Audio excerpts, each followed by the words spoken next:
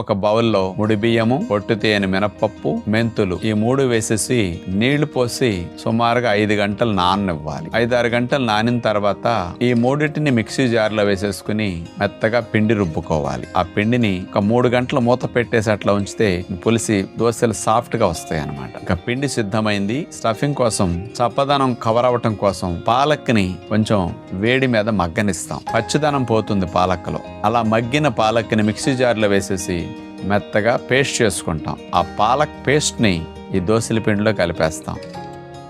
ఇక దోశ పైన స్టఫింగ్ కి ఒక బౌల్ తీసుకుని అందులో కొబ్బరి తురుము, వేపించిన వేరుశెనగపప్పుల ముక్కా చెక్క, అందులో పచ్చిమిరపకాయ ముక్కలు, ఎర్రకార పొడి, నిమ్మరసం ఈ 5టిని అలా కలిపేసుకుంటాం. ఇక నాన్ స్టిక్ పాత్రలో పాలక్ దోశలు అట్లా మనం పోసేసుకుంటాం. దోశ పైన ఈ కొబ్బరి, వేరుశెనగపప్పులు వేపించిన ముక్కా చెక్క ఇది గనక అట్లా చల్లేస్తే కమ్మగా ఉంటాయి ఈ దోశలు.